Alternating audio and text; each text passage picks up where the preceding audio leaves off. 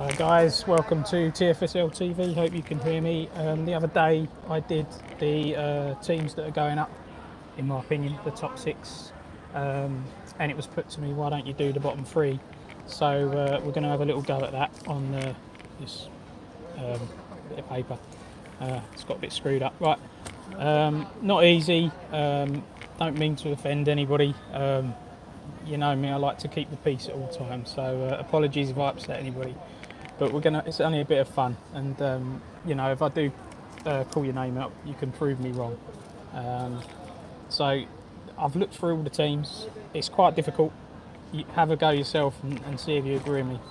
Division 1, the 3 teams to go down are Wolves. They narrowly escaped last year. They have spent money and bought some players, but I think Wolves might fall this time. Fulham, I think under Jay, are going to struggle. And Watford, I really worry for Watford. I think they're going down. And then I've picked 3 teams that might be around them as well. So there was 6 teams I wasn't sure about, and those 3 are Forest, Derby, and Burnley. Nothing about any of the managers, but just purely on the squads I've gone at.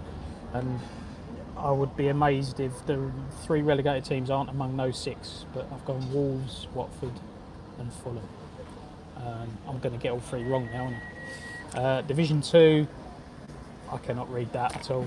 Jesus Christ. Right, going down, Brentford, Ipswich. I can't see that. Brentford, Ipswich, and I can't read it. Brentford, Ipswich, and Villa.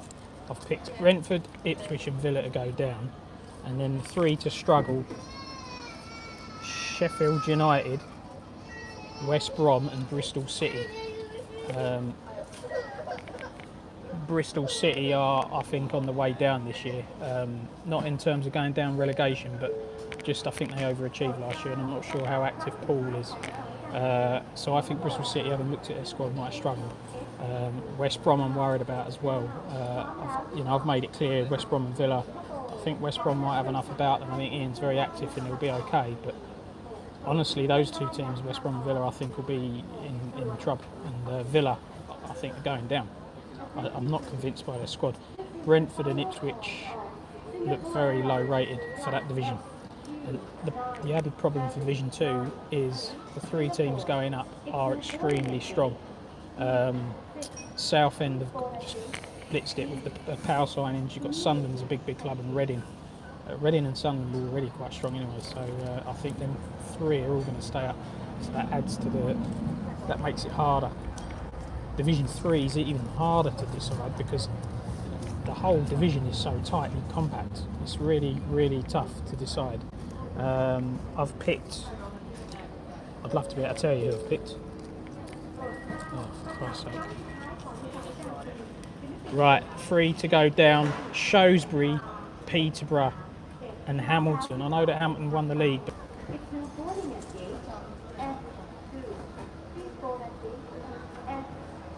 hello guys, I think I'm back. I got disconnected. So Shrewsbury, Peterborough and Hamilton I think are going down. I worry about Hamilton, to be honest, and Shrewsbury have got Gomez up front. He might get the goals, but I still think they're a bit weak. Peterborough narrowly escaped last year. I don't see them doing it this year. But 3 teams I think are going to struggle. I think Hibs are going to struggle under Dunk's got a superb manager, but very low rated. So I don't think Hibs will get relegated. I think they'll back again. Got disconnected again. So I've gone for Wigan, Hibs and Livingston to be around the bottom 3. Who's Messi Ronaldo? Right, Shrewsbury, Peterborough, Hamilton to go down. Livingston, Wigan, Hibs are going to struggle. They're my 6 to be in that bottom 6. And then just for fun, Division 4, I think Partick, St Johnstone and I forgot the other one. Partick, St Johnstone and one other I think are going to be in the bottom 3. But I can't remember who it was. Oh, that's shocking it. And that's it really. So there's the little relegation tips Apologies, prove me all wrong. If it was up to me, guys, you'd all stay up. What can I do?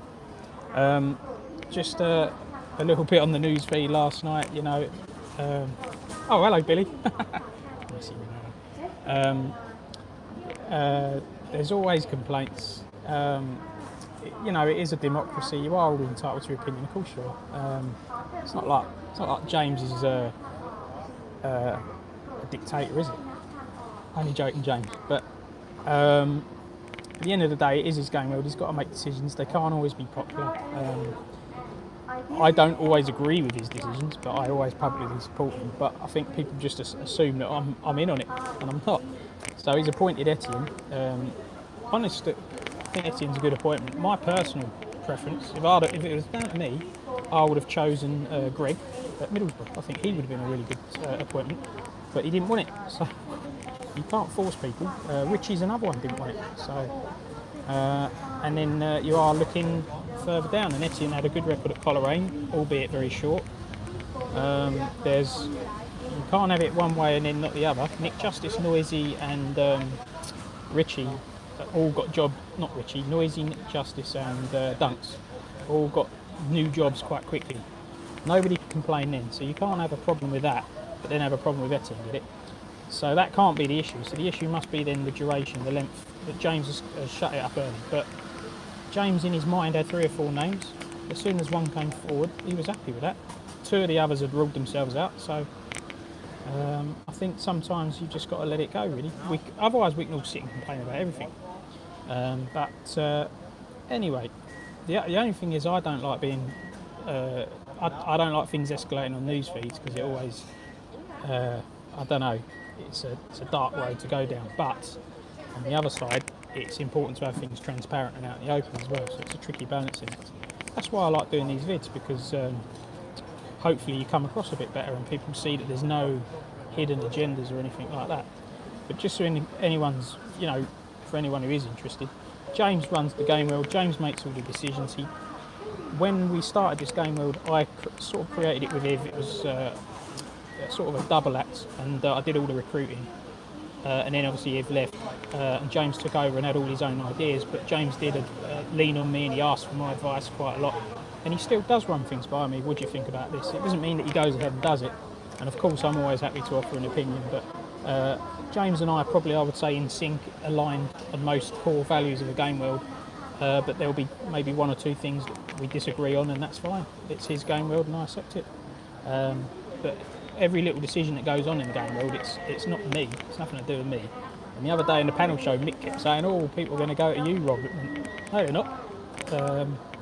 I'm pulling out now. I'm a bit busy, so I'm trying to cut back. But I don't mind doing these little updated videos once in a while. And the panel show, I know that people might get offended and all the rest of it, but at the end of the day, I can only go on and be myself. And if that's an obnoxious twat, then that's what it is. But I am myself and I am authentic, and I just say it how it is. I've got no filter. I've got no PC media training.